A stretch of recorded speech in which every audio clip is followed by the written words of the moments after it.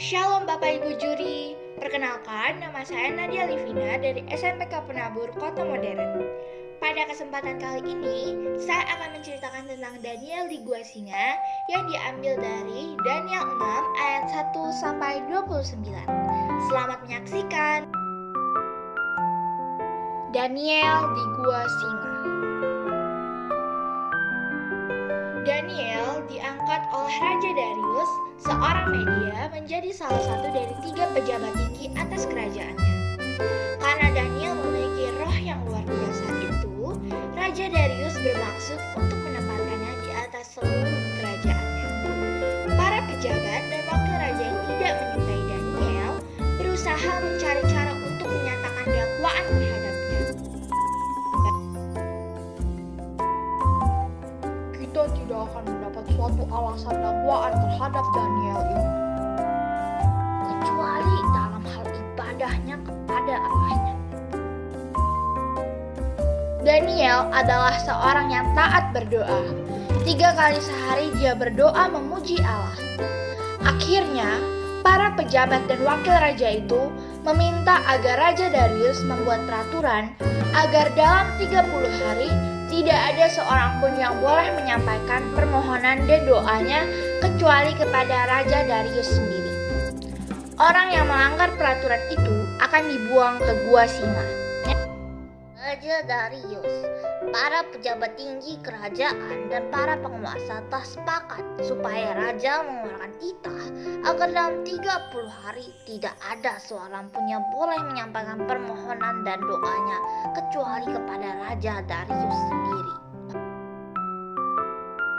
Raja Darius akhirnya membuat peraturan itu. Pada masa itu, peraturan yang dibuat oleh raja tidak dapat dicabut kembali.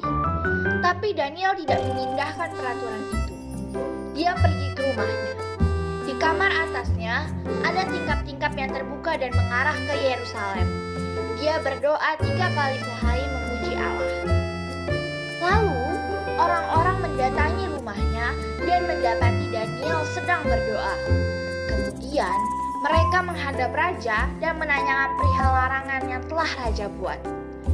Para pejabat dan wakil raja juga melaporkan tentang pelanggaran yang Daniel lakukan.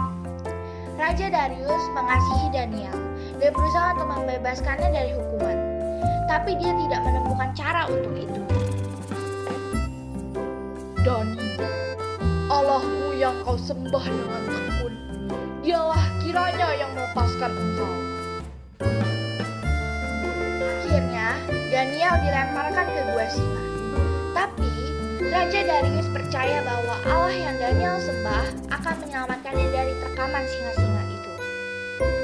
Dan memang itulah yang terjadi.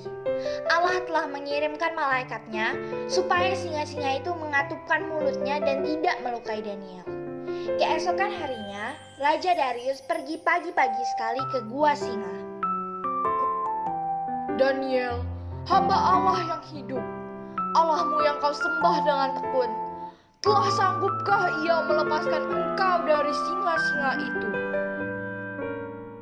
Iya Raja, Allahku telah mengutus malaikatnya untuk mengatupkan mulut singa-singa itu, karena aku tidak bersalah di hadapannya dan juga di hadapan Tuanku ya Raja. Setelahnya, Daniel dikeluarkan dari Gua Singa. Kepada para pejabat dan wakil raja yang telah menuduh Daniel, mereka dilemparkan ke Gua Singa bersama istri dan anak-anak mereka. Belum juga mereka sampai ke dasar gua, singa-singa itu sudah menerkam mereka dan meremukkan tulang mereka.